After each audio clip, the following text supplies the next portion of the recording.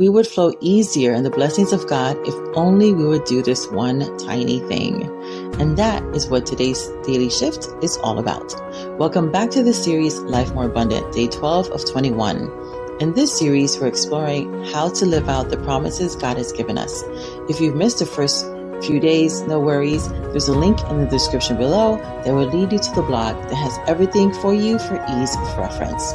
Over the last few episodes, we've been exploring the parable of the sower and how it relates to manifesting the abundant life Jesus died to give us. In the last episode, we focused on how speaking God's word works and what it means to keep his word in your heart. Today, we're going to explore how this process transforms your mind and lays the foundation for a life of abundance. Hi, if you're new to me, my name is Raquel and I'm your GPS for success. If you've been with me for a little bit, you've probably heard me say this before. Words matter because they become matter. But what does that really mean? Let's unpack that together. It all starts in your mind.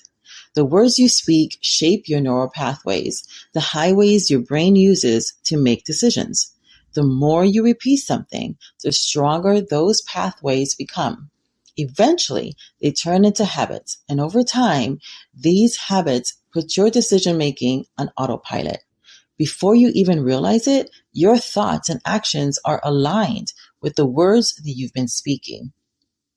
So why is this important? The parable of the sower in Luke 8:11 gives us the blueprint. God tells us that the seed we are to plant is his word.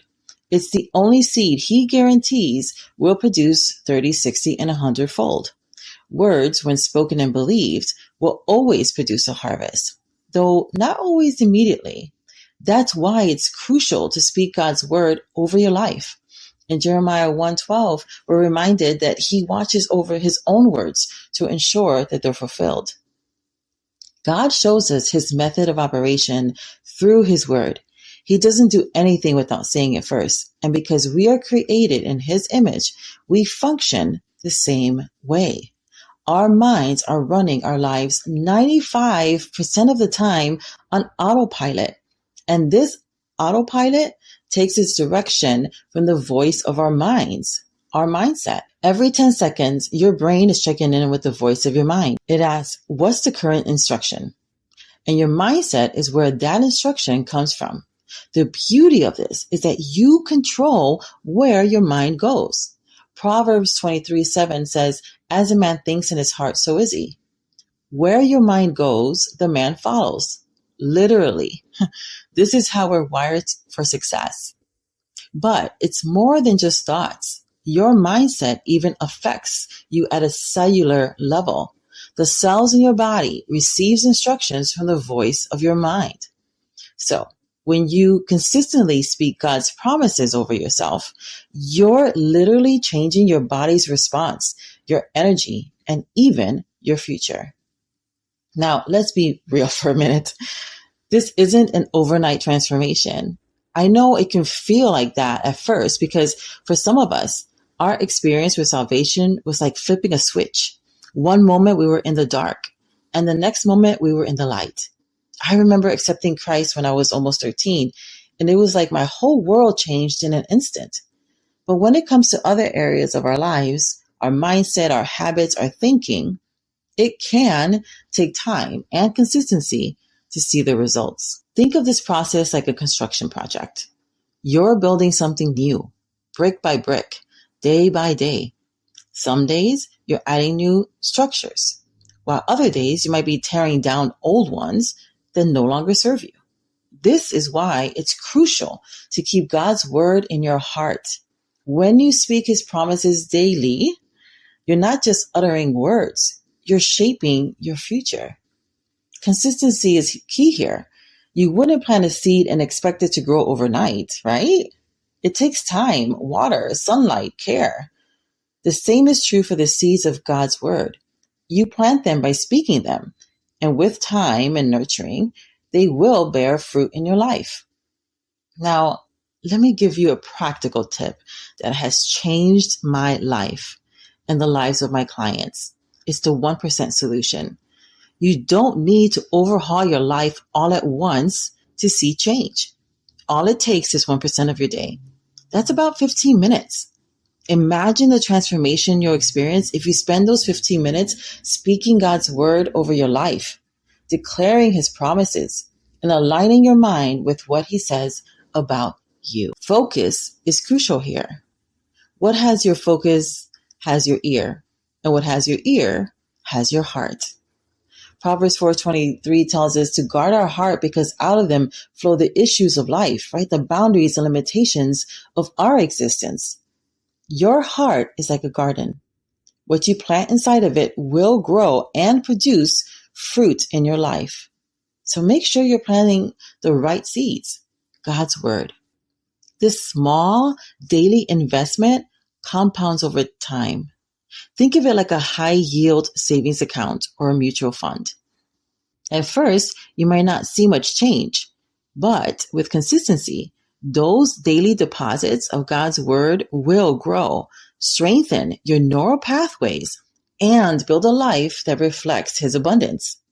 The key to this transformation is in the small daily actions. Just like training for a marathon, you wouldn't expect to run 1 mile and then be ready to cross the finish line. It's a steady, intentional practice that gets you to the goal. Each time you speak God's promises, you're aligning your mind with his truth and building a stronger foundation for your future. God lays out a powerful process for us in Genesis that we can follow for building an abundant life: fruitfulness, multiplication, replenishing, and subduing. These stages are a framework for growth in every area of your life. So let's look at stage 1, fruitfulness. This is the foundational stage where you begin to see the results of your efforts, small wins that encourage you to keep going. The next stage is multiplication. And this happens when you double down on what's working. You've been building a solid foundation, and now it's time to scale those habits. For more around scaling your habits, I encourage you to check out Task Animal. That link is below. Next stage is replenishing. And this is when you're in your flourishing stage, where you're in the groove and walking in abundance. Here, it's vital to keep pulling out the weeds, those old mindsets that no longer serve you. Continue to guard your heart. And lastly is subduing, and that represents mastery. You've reached a level of mastery in one area, but that doesn't mean the journey is over. It means that you get to co-create with God on a new level of growth and abundance. As you are building new habits and tearing down old ones, be patient with yourself. Some mindsets have been with you for years, maybe even decades, and it takes time to replace them with God's truth. But every step that you take is moving you closer to the abundant life he has for you. Remember, patience is a fruit of the Spirit, and fruit takes time to mature. But here's the good news. Time is going to pass anyway. Whether or not you choose to make changes, the days, the weeks, the months, the years will continue to move forward. So why not use that time to build a life you truly desire? Small actions done consistently can have a huge impact. Just imagine looking back a year from now, knowing that every day you invested in speaking God's word and keeping his promises in your heart. Imagine the peace, strength, and abundance that will flow into your life as a result. This is exactly how I help my clients in the society. They're not just speaking words, they're creating lasting, transformative change. And the best part, they're not doing it alone.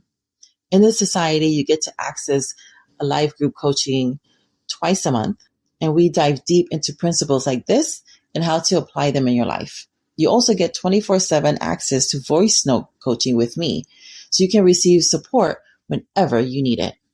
Remember, it's the small, consistent actions that build the life that you want.